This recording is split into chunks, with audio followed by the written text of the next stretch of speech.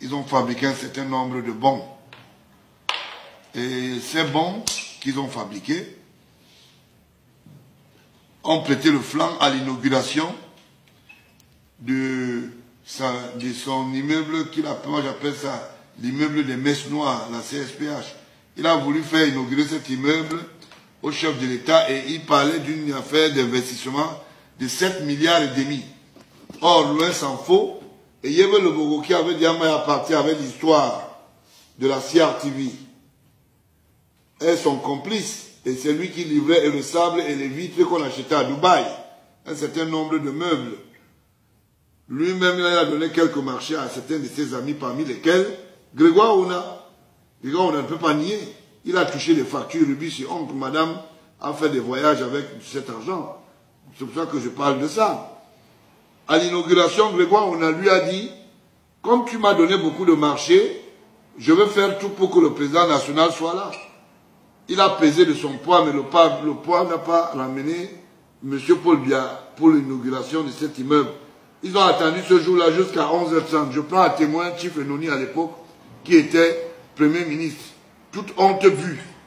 Chief Enoni est venu faire cette inauguration en disant que le chef d'État a signalé qu'il y avait un handicap. Or, c'était simplement pour démystifier leur vol. Le chef de l'État n'avait pas encore donné l'accord. Mais comme Belinga Ebouto à l'époque était aux affaires, le feu Belinga, l'homme au corne de diable, comme on le dit, c'était la manipulation. Et pour cette inauguration, ça a facilité la tâche à Madame Belinga qui travaille dans une institution que je vais citer, AES Sonel, sa seconde épouse bien sûr, de gagner beaucoup de marchés. Serge Belinga, son fils, a gagné beaucoup de marchés pour la construction de la CSPH. Vous comprenez que ce n'est pas de mauvais ton de savoir que la maman de Franck Biya, celle qui habite du côté du Golfe, a gagné beaucoup de marchés. C'était l'immeuble des marchés des petits amis. C'est pour cela qu'il sera interpellé entre autres. La même maman de Franck Biya a gagné le marché pour construire ce qu'on appelle un standing, comment on appelle ça, oui, un standing market. Ça veut dire que c'est un marché en face de SHO. Le chantier que vous voyez abandonné là, c'est le chantier de la maman de Franck Biya. Donc vous prétendez qu'il est le fils de l'homme qui est aux affaires. Loin s'en faut, c'est pour ça que moi j'aime pas qu'on parle de mon père négativement. Je vous donne cette information pour la vérifier. Le délégué de la communauté urbaine, malgré plusieurs appels à l'ordre de la maman de Franck Biya, elle n'a jamais prospéré. En face de SHO, à la montée du marché de l'immeuble de Kamjak. Voilà le marché qui a été abandonné. On a chassé les Camerounais qui vendaient là, les sauveteurs qui vivaient de cette place, les mamans qui vendaient des fruits et tout. Vous avez compris? Ça ne va pas continuer comme ça, jeune homme. C'est fini. La récréation est terminée. C'est comme ça. Donc que les gens arrêtent un peu leur grande gueule, leur grosse gueule. On les connaît bien. Est-ce que vous saviez que la maman de Paul Biya, pardon, de Franck Biya était une prédatrice? Et elle a le courage de dénoncer. Vous savez de quelle région elle est? Vous pensez que quand je parle de Kamto, je ne peux pas parler des Akonoliga? Je ne suis pas de ces jeux. Moi, je ne mange pas dans le plat des gangsters. C'est pour cela que je suis très mal aise. Quand vous dites des choses, vous pensez qu'on va dire. Le problème, par exemple, de Femme Nougou n'est pas seulement sur l'histoire comment vous appelez ça, des parchemins que vous appelez les ordinateurs. Non, non, non, c'est pas ça. Femme Nougou est un prédateur. Il a fait une concurrence de la par exemple, à Soin. Il a construit des chambres et tout un quartier résidentiel pour combattre l'État. Il a volé, je le dis, volé à l'argent avec l'actuel, comment vous l'appelez, Soso, qui est son beau-frère. Tout le budget, tous les budgets qui sont donnés, même jusqu'au prix d'excellence que le chef d'État avait instruit, sont mis dans sa poche.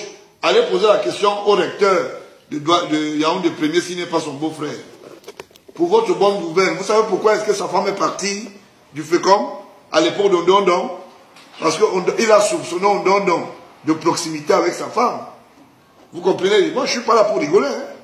Et je le dis, et je veux le dire fermement, que ceux qui s'amusent avec le Cameroun, c'est ce qu'ils vont trouver Baola en face. Et je ne suis pas seul dans ce combat. Vous comprenez? Donc, quand il a gagné les marchés à travers Ndondon, Ndondon a fermé boutique. Ils ont commencé à prétexter que Ndondon est allé construire un marché à la première dame au niveau de Vomeka.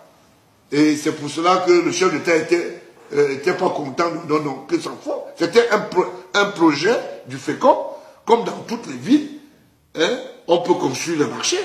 Et à cette inauguration, ils peuvent choisir n'importe quelle personnalité pour venir inaugurer cela.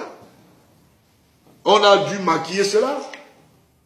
Il a voulu gagner le chantier de la maison qui est actuellement à côté de cette maison, à côté à l'entrée de la présidence, où on a voulu donner un domicile.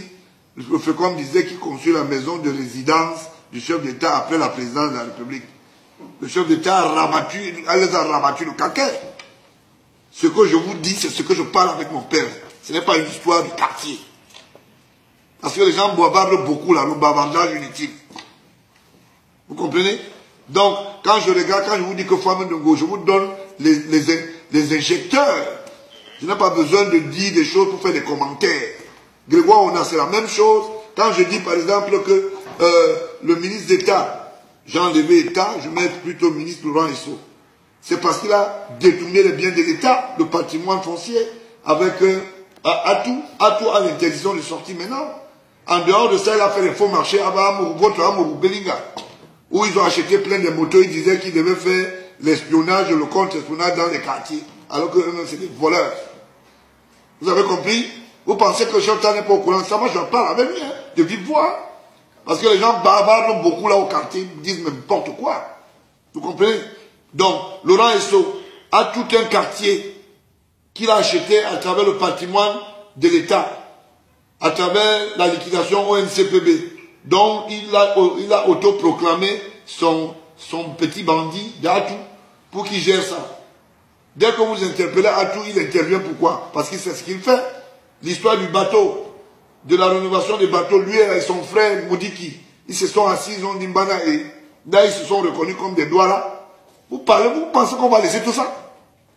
C'est pour vos beaux yeux. La femme de Moudiki et la femme de l'autre, Laurent, ce sont des amis. Et des amis intimes. Parce que c'est des prédatrices. La direction du protocole, je prends à témoin